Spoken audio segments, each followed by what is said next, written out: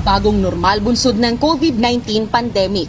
Sa halip na diretsyo pasok sa mga establishmento ang mga tao, nag-iiwan na ngayon ng mahahalagang impormasyon na magagamit sa isasagawang contact tracing ng mga local government units tuwing may nagpupositibong kaso ng COVID-19. Katulad sa department store na ito na pinagsusulat na lang muli ng contact details sa logbook ang bawat customer matapos na patawan ng Temporary Restraining Order o TRO ang mandatory implementation ng eye contact, ang kauna-unahang digital contact tracing mobile application na binuo ng isang LGU sa Bicol Region. Nanghihinayang ang kanilang customer na si Romeo Yago ng Bayan ng Buhi na itinigil ng department store ang paggamit ng eye contact. Meron po akong eye contact ng Naga at Iriga, pero sa ngayon po, yung sa Iriga, hindi po nagagamit. Mahirap yung magsusulat pa kaysa sa eye contact. Mas mabilis yung eye contact kasi ginagamit nito yung code lang po baga. Itinigil na rin muna ng pamunuan ng food chain na ito ang paggamit ng eye contact dahil sa TRO. Kaya si Marijin Casiao na may eye contact ID rin, sa halip na ilang segundo lang sa pintuan ng kainan, nagtagal ng ilang minuto bago nakapasok para magsulat sa contact tracing logbook. Pwede na lang po kung nagmamadali po.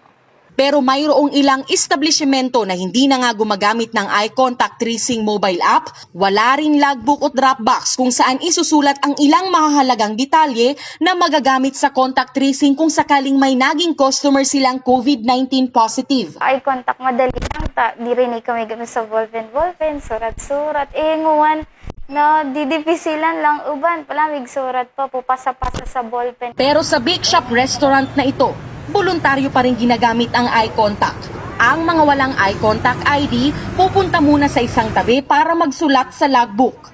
Sabi ng junior supervisor na si Richelle Carullo, malaking tulong ang eye contact para hindi siksikan sa loob ng establishmento ang customer nila at naiiwasan ang mahabang pila sa labas, lalo na tuwing may okasyon. Pag may eye contact po, mas madali po ang transaction me. Instead na nagbabayad na, nagpaparapirma pa. Tsaka inikayang notebook, tsaka ang ballpen, data man arap kung contaminated na siya.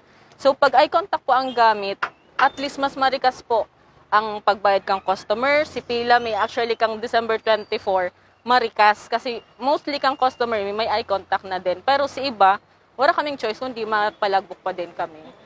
Umaksyon na ang Iriga City Government laban sa TRO sa eye contact. Ayon kay Attorney Romeo Abaca Jr., dumaan sa maayos na proseso ang ordinansa tungkol sa eye contact. Pinabulaanan din ito na nakukompromiso ng eye contact ang privacy ng publiko. Yung information na yan ng whereabouts is only visible for 30 days. Sa 30 days lang siya andoon. After 30 days, auto-delete lahat yan. Paglilinaw ni Attorney Abaca, pangalan at address lamang ang pinakahinihingi kapag magre-rehistro sa eye contact app dahil kailangan sa contact tracing. Ang ibang impormasyon tulad ng contact number, birthday at edad ay optional na lamang. Advantage niya is ease of business. Pag pumunta ka ngayon dyan, ano ba gagawin mo? Kung normal, yung tinatawag kong pen-in-hand registration. Paano ba ang ginagawa sa pen-in-hand registration? Ang ginagawa nila, logbook, which is violative of the data privacy law. Kasi hindi dapat nakikita ng kasunod yung sinulat ng nauna. Bawal yon.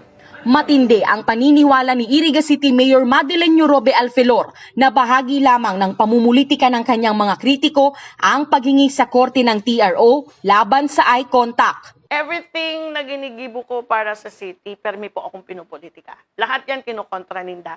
And mahihiling din doon sa track record yan. Sinda-sinda akin. Saya nag-uupo, sinda man ang nagpa-filing case. Sa kabila ng lahat ng ito, patuloy ang paghikayat ng LGU sa mga may negosyo, mga Irigenyo at mga taga-Karatig Bayan na tangkilikin ang eye contact dahil napatunayan na sa ibang bansa gaya sa Vietnam at Singapore na epektibong instrumento sa pag-flat ng curve ang mga gaya ng eye contact dahil mabilis na ang contact tracing. Dahil sa salud, nag-decide itong mga sa ibong na mag-quarantine muna. So, since mag-quarantine muna sinda, so na-cancelled su hearing and it will push through on January 8. However, ang TRO matatapos na sa January 4. So, by January 4, mas start na naman uli kita na ma-eye contact. But hopefully, sana, so iba, especially ngunyan na New Year, dakulon ang tao, sana nasa discretion yan kang establishments if they want to use the eye contact. Bukod sa Iriga, may eSalvar na digital contact tracing app din na ginagamit sa Naga na malaking tulong sa COVID-19 response ng lungsod.